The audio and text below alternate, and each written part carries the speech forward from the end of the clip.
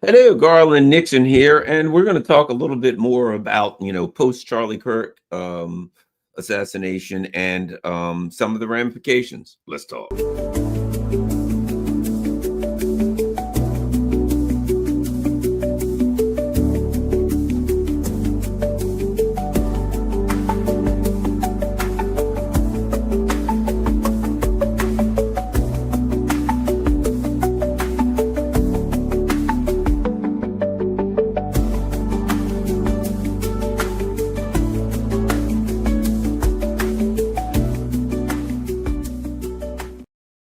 Hello, Garland Nixon here, and a bit more. I imagine that everyone has beat the Charlie Kirk assassination story, to death. So there's not a lot more to say about it from perspective of what happened and who was at fault and who did it and all these kinds of things. And I think now we got to start talking about the fallout, about the ramifications of it.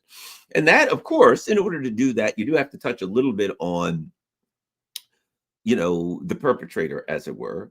And it works like this. Right now, it seems like two options. The easy and obvious option is that there was a trans activist guy who hated Charlie Kirk because of trans something or other. And this guy just, freaked out and shot Charlie Kirk. And that's it. That's the easy story. That's the obvious story. That's sitting in front of our faces. That's a glass full of water. Pick it up and drink it. Okay. There's a much more difficult story, but there's a lot of circumstantial evidence that people could use to look in the other direction, and that which would be, of course, the Israeli story, and that is that he was upsetting people. Now we know for a fact that he had started to make some statements that the Israelis, that the Zionists, forget the Israelis, the Zionists here, that the Zionists would be very unhappy with. We know that he was getting some pushback. We know that he had some fear. So we know that the people, these very, very wealthy people, have capabilities far beyond what we even really know. So there's a lot going on there. There's some weird guy who's saying, shoot me. What the heck? This weird Zionist guy. And it's at a college. He's an older guy, and it's at a college. And it's like, what's that old Zionist guy doing there? Taking up all of the space, saying, it's me. And everybody goes over to him and, oh, we've got this. Meanwhile, other people are escaping. Just lots of weird stuff to make one suspect that there could be intelligence operatives involved. Okay. So, and then, of course, there's the old Sonny Bono, or as we like to say, Cui Bono, right? Who benefits? Well, clearly, Charlie Kirk has been replaced by someone who would be much more amenable to the Zionist narrative. So there are so many things pointing to some powerful forces from Zionism being, or you could say U.S. foreign policy, U.S. empire, imperialism, Zionism, however you choose to state it for your own particular purposes, it amounts to the same thing, right? Powerful forces of great wealth wanting him eliminated and taking actions to eliminate him. So we've got a trans activist guy, and we've got a powerful, very, very powerful international political and economic forces. So you be the decider, shall we say. Now, a couple of things I will tell you. Let's talk about some of the fallout.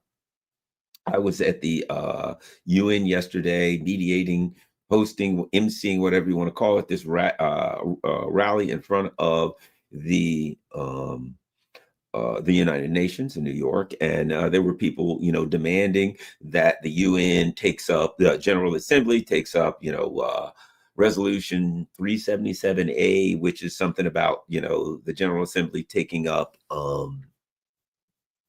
the issue of Gaza. Now, what was interesting about it was very, very sparsely attended. Normally, those rallies and protests are very, very, well attended. A lot of people there. They had an event in the evening. Tony Aguilar was there. A number of people were there, and that was a little better, more well attended.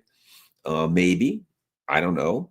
It might have been the same number of people because the room wasn't that big. It looked more, but part of the discussions there was people are afraid to attend rallies. There's a lot of people afraid to go to a rally, particular one. Now think about this, and particularly a rally that the Zionists would be unhappy with. Think about it. You're in New York. You're in, New York or Hollywood, really, or DC. You're in Zionist Central in New York, and there's a fear from people that people have associated, directly related to the Charlie Kirk incident, feeling as though, okay, I have a mortal fear that I'll go here and maybe violence will be visited upon me. And it was a realistic fear, right?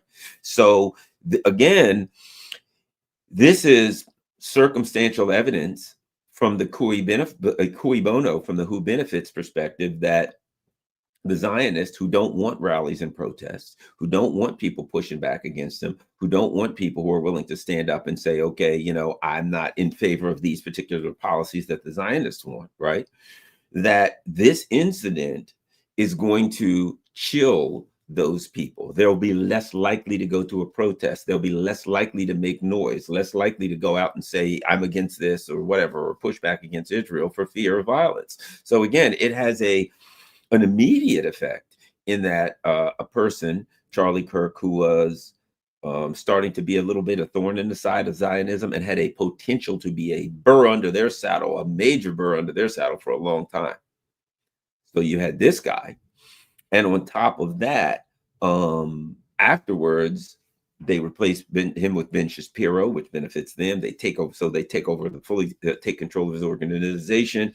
And of course, as I said, where there's rallies, people are going to be afraid to go. People are going to be afraid to speak. They want to shut the voices down. So it has numerous effects that benefit the Zionists. So again, that means that it is not unreasonable to suspect that there could be powerful Zionist intelligence operatives involved.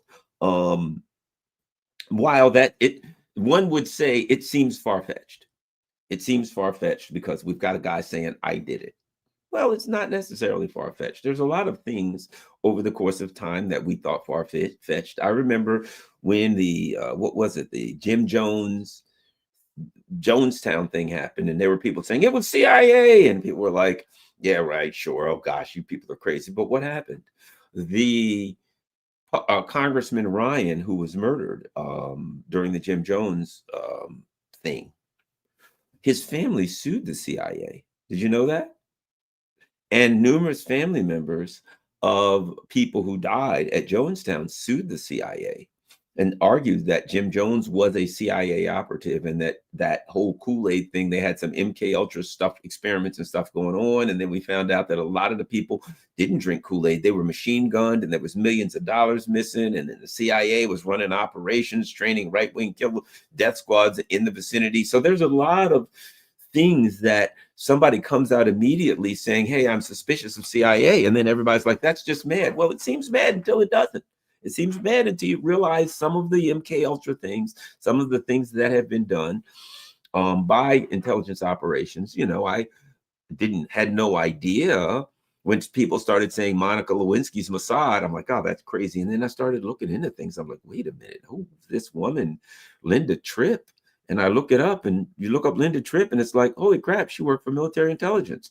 And when she met Monica Lewinsky and started talking to her, she was working at the Pentagon. And you're like, wait a minute, military intelligence, Pentagon, Linda Tripp's work for military intelligence. These things seem crazy until you look into them. And if you understand something, one of the ways that intelligence operations, con artists get away with lies is the bigger lie you tell, the more likely you are to get away with it, because people will think nobody will tell a lie that big. There was the famous guy who this guy was like, I got AIDS, and I'm starting this fundraiser in the 80s. And this thing got so big that he had President Bush's wife, Barbara Bush, was like attending galas for him at the Kennedy Center. And he's raising all these millions and millions of dollars because he's like, he was a con artist. He didn't have AIDS.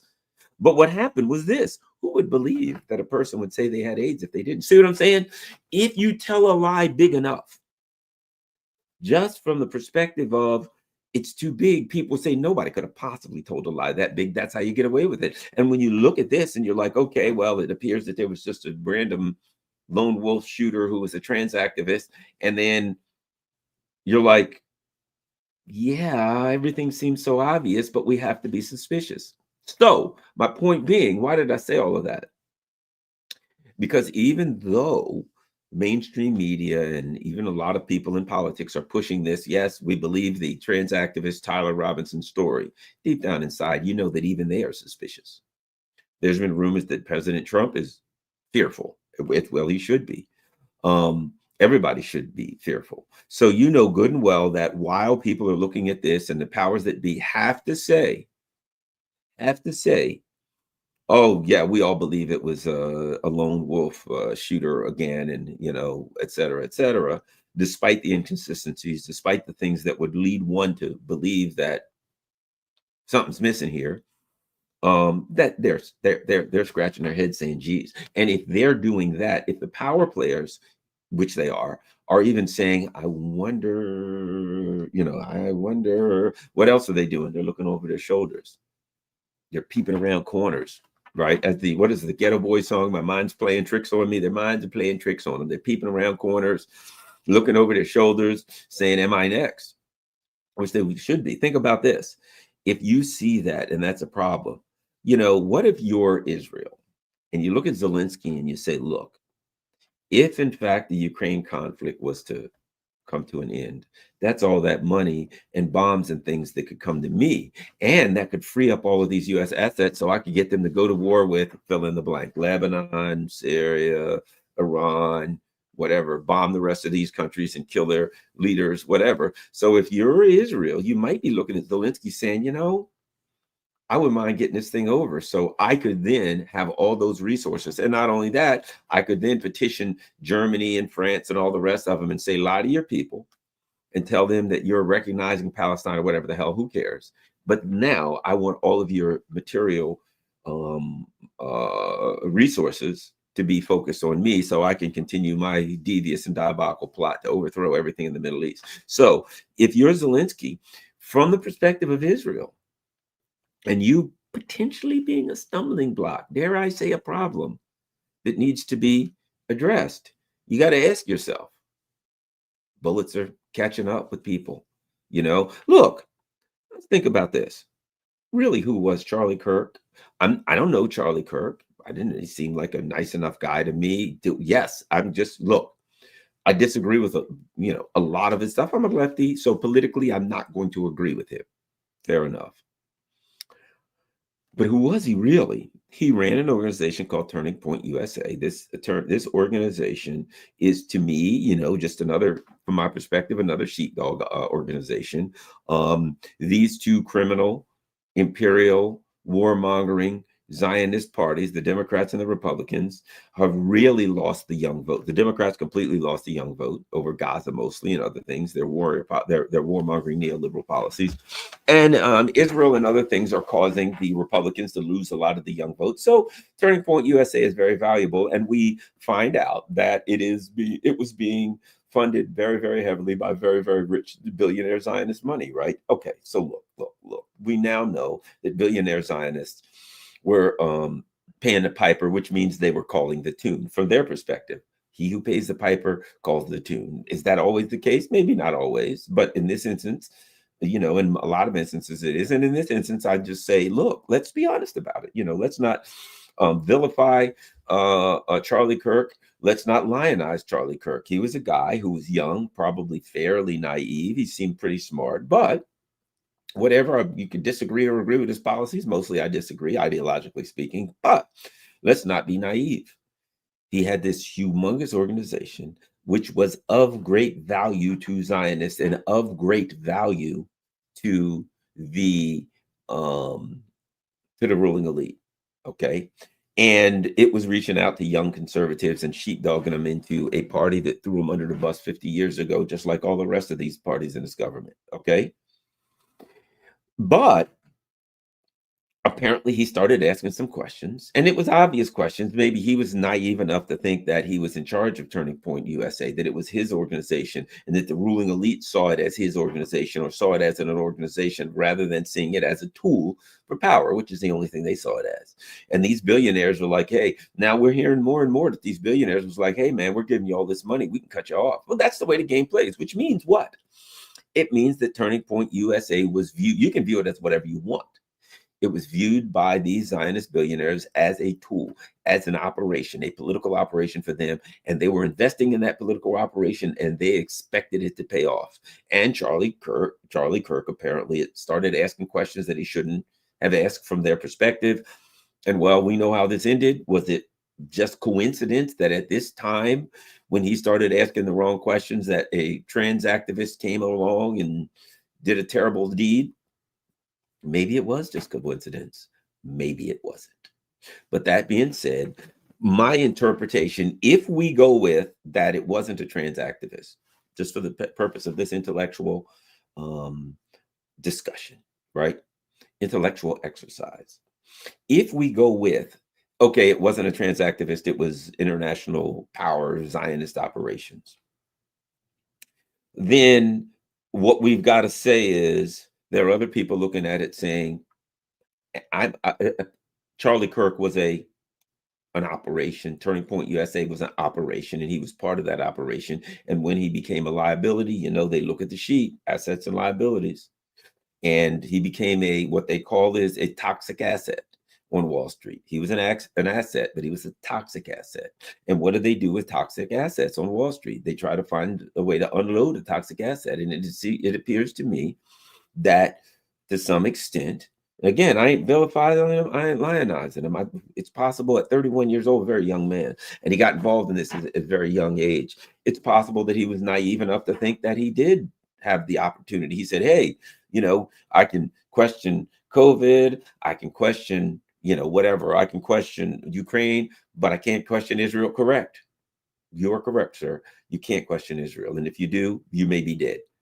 And you questioned Israel, and maybe a coincidence happened because you questioned Israel, but maybe it wasn't a coincidence. And as a result, as a toxic asset for the Zionists, the other assets have to ask themselves, are they toxic? Zelensky's got to be asking himself, are they going to view me as a toxic asset? And is at that point some trans activist, or the person, Sarah Ashton Cirillo or whoever, right? Some trans activist in Ukraine may get upset, may get a bolt action rifle, climb up on a building from a couple hundred yards away, do a horrific deed, climb off the building, take the gun apart, climb off the building, put the gun back together, etch and scratch weird messages from games on bullets, and run off, and then say, I did it. Meanwhile, somebody else is running around in the crowd on Maidan Square saying, shoot me, shoot me, to draw everybody away. Planes taking off, turning off their transponders. All of those things could happen in Kiev. And I know Zelensky's got to be asking himself. He's got to be asking himself, Charlie Kirk, huh? Toxic asset, huh? Uh-oh. I would be. Now, let me add something else I think that can't be overlooked. Okay. It has to be obvious by now, if you're an Arab ruler in the Middle East, you're one of these countries such as Qatar, or many of these other countries that have worked with the US and gone along with what they wanted traditionally, done whatever they wanted, worked with them to do the evil and devious plots to overthrow Syria, and worked against Iran and all these other things, pumped lots of money into the US economy, bought billions and billions of dollars worth of weapons, trillions, and did all of the things that you need to do as an Arab ruler to get along with the US and the city of London. Laundered their money, you name it, you did it all, right? Okay, I've gone along with everything you want, so I'm your buddy, right? Well, maybe. You got to ask yourself and say, look, is it possible that now that Israel's the what I call is the United States military outpost in the Middle East, in the Sea of Oil region, Israel, now that the US has decided to expand that base, they call it Greater Israel, I call it the expansion of the Israeli military base, the Israeli project. Now that the US has decided to expand that, right? and expand their power. And hey, wait a minute, the Saudi royal family works with the Russians and gets along with them. The same with the Chinese. They sell more oil to China than anybody else, Saudi royal family. The Qataris and the rest of these, the Kuwaiti royal families, and the old saying, I put you in power, I brought you into this world, I'll take you out of it. That's an old, I think, Bill Cosby joke or something. That was like, oh man, my dad said, I brought you in this world, I'll take you out of it, right?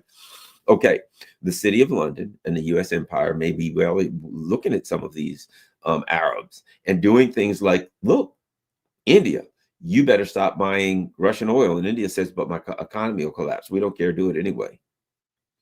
What happens when the US and the city of London says to, king, prince, whoever, emir, whoever from this various Gulf country, look, we need you to stop selling all oil to China and doing any business at all with Russia. And the emir, prince, whoever says, well, I can't do that because my country will collapse. And they say, here's a picture of Charlie Kirk. He wasn't very cooperative either. And now Ben Shapiro's handling the job. We've got a couple other guys around this country that would love to have your job. And then, if they were in power, if we told them to stop selling oil in London, I think they'd do it. What about you? See, what they started off by, we're going to go after China or Russia or whoever, right? These external enemies now, right? And now, because they haven't had a lot of success going after external enemies, the way they'll go after the external enemies is to go inside and to take anyone that cooperates with them. And if you cooperate with them, you might as well be them. If you're selling oil to China, Saudi royal family, Kuwaiti, Qatari oil family, well, you're selling oil to Russia and China. The United States needs to be in charge and run the entire world, and you're getting in the way, and we need you to stop. You've been an asset for many, many years, but sometimes when you're investing and you see things going the wrong way and you got a toxic asset, you got to unload that asset, don't you? Don't you? So in my opinion, you got Zelensky right now, who's probably asking himself in a coked out, mindset where he's completely trashed and he doesn't even know what planet he's on. And he's got his face shoved in a bag of pure Peruvian cocaine, which they're trying to tell us comes from Venezuela. While he's doing that, he's got to be asking himself, how are my days looking? He's got to ask himself that. What happens if they wake up one day and say, I'm in the way?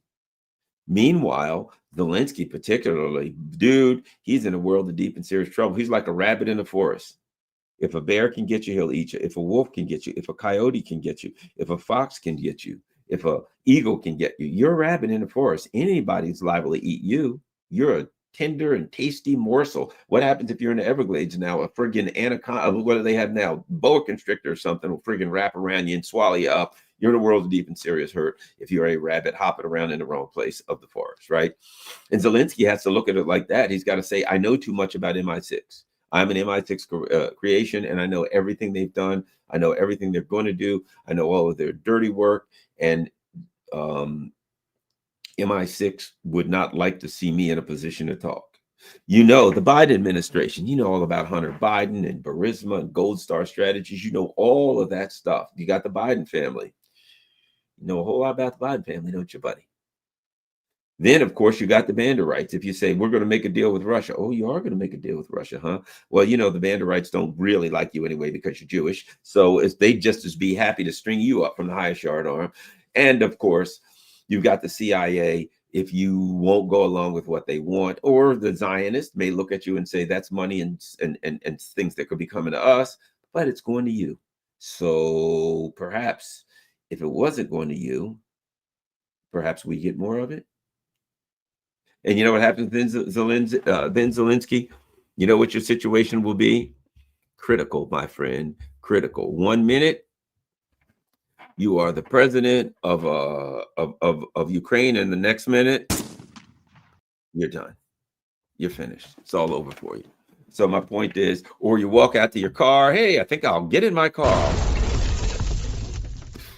Smithereens, right? So anyway you look at it, if you're Zelensky, you got one foot in the grave and the other on a banana peel. Let's real quick take a look at something that could be an indicator. Let's see what Trump has to say about this situation. Here's an indicator.